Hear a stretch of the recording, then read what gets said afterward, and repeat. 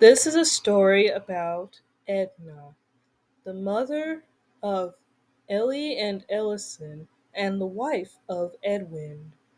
When she was young, she was the first engine child to be the first famous artist on Sodor. Find out as I tell you the story on how Edna became the first engine artist. Edna was a very young Stevenson child who loves to do beautiful pictures of beautiful lands and beautiful animals, and she even does engines too. But never in her life that she wanted people to see her artwork because she knew that she was an engine, and engines can't really paint and draw. She remembered once a time, a long time ago, when a painter came to Sodor and he made rude comments about the island and how beautiful it was. I don't think I want people to see me like this, she said to herself sadly. Edward and his family are the only ones who know that Edna is a very talented artist. They've seen her drawing many beautiful pictures. She has so many pictures that she puts them up in a pile, but there was no room for them in her room because her room was too small for all of her artwork. I wish I had a place to put all my art, said Edna. I can't put them in this box. There's no room in here. I can't put them in my room or hang them up on the walls. I can't hang them anywhere. My room's too small and I already hang stuff up already on the inside on the walls inside the shed, but I wish there was a place where I could put all of my art. One beautiful spring day, Edna went to the animal park or to see the animals. Wow, it sure is a nice day out here to see animals. It makes me feel much better. Takes my mind off what I'm thinking about, she said. Then something caught her eyes. She saw a young lady setting up her easel. She was here to sketch all the animals. And I have always thought on how people always know how to draw, do beautiful pictures, and she thought that the lady wouldn't mind if she watched her for a while. So without making a sound, she crept up slowly, without making a sound to scare the lady. She sat right behind her and watched as the lady was drawing the picture of the rhino in the pin. With a few strict strokes of her pencil, she quickly did a picture of the rhino of the head, the eyes, horn on his nose, and the ears. She even did the little tips of the hair on top of his ears. The lady wanted was determined to make her drawing as lifelike as possible, right down to the smallest detail. So every now and then she stopped to study the rhino and figure out where to put all the creases and folds in his leathery side. She was in a hurry to get finished before the drowsy old fellow roused himself out of his stupor and changed position. But by the time the girl was ready to sketch the hind legs and the last half of the rhino, he felt an itch coming on. All at once, he flopped on the ground and began rolling over and over on his back, snorting furiously and kicking up his heels. "Oh, phooey," said the girl. "Wouldn't you know it? Why couldn't that big fool would just stay up for one moment?" she said angrily. With an angry trot, she threw her pencil on the ground and ripped off her paper and crumpled it up and threw it away in the trash can and stomped off to look at some ducks in the pond. Edna was disappointed too, and just as she was about to leave, she saw the pencil that the girl had dropped on the ground right in front of her, and her sketch pad was right in front of her too.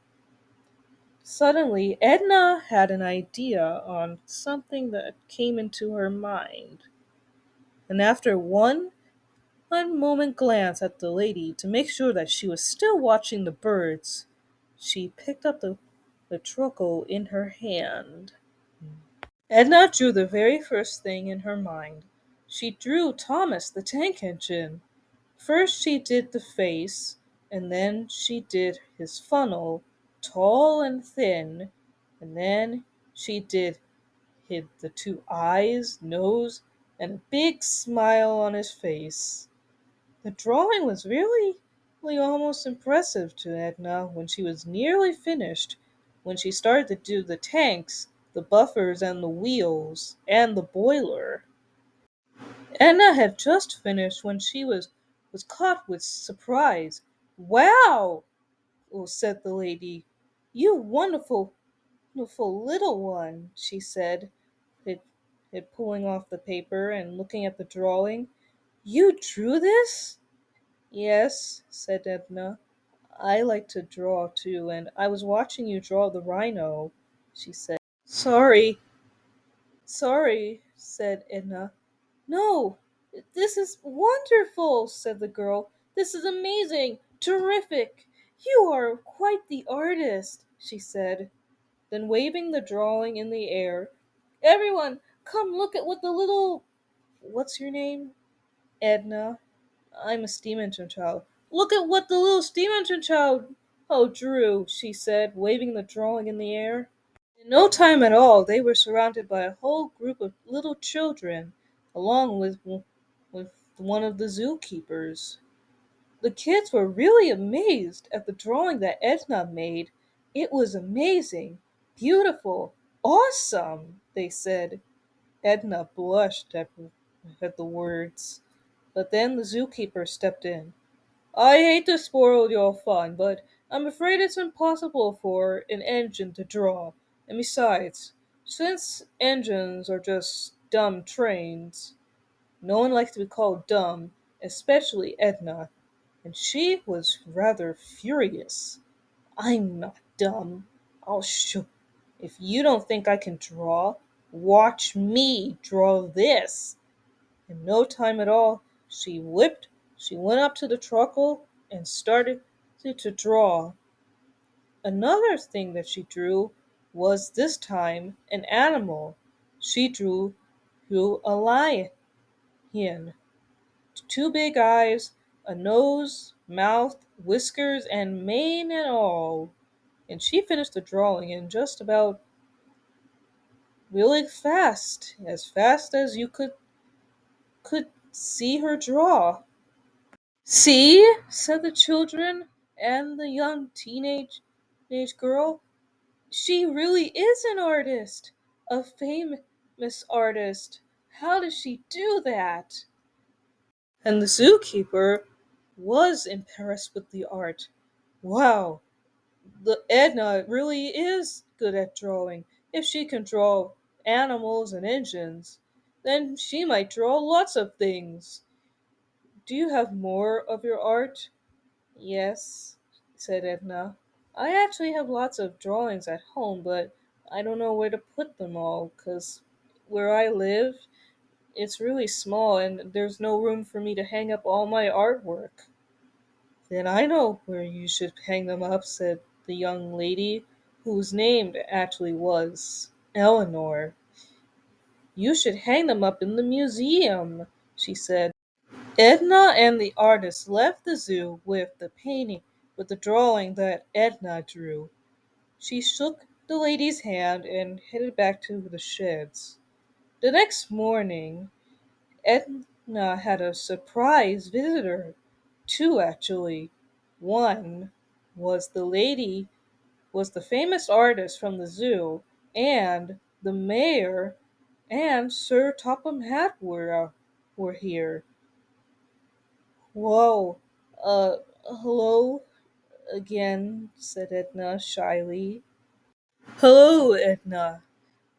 Mrs. Eleanor told me that you actually did a beautiful work on that drawing you did yesterday, and the other two drawings.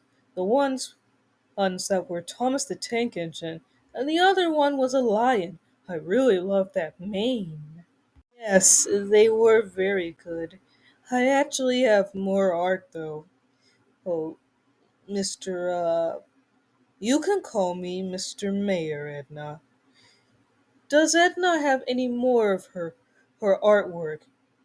artwork, said the mayor to Edward. Oh, yes, she has lots of art. Good. Then, would you like to hang up your artwork in the museum? They actually have a nice gallery for you, said the mayor to Edna. Edna was surprised by the mayor's offer. She looked back at her parents, and they smiled in agreement. And then she looked at Sir Topham Hatt, who nodded his head for yes. And then she said, I would be honored, Mr. Mayor. Yes, please. Soon, Edna's paintings and drawings were put up in the museum inn called Edna's Gallery, where many people who came to see her beautiful artwork. They even have a little show for Edna where people can watch her do beautiful paintings on a canvas. Edna could be not more proud of herself of not just the cheering crowd of her art, but when the next morning when she woke up, her, fa- her father's driver first showed her the newspaper. And there in the newspaper was a picture of her with her art saying, Sodor's first engine artist. And Edna could not believe her eyes. She was so proud of herself. Her smile made her blush so deeply. And soon she was like in tears of not pain, tears of proud joy. Tears of proud joy. The end.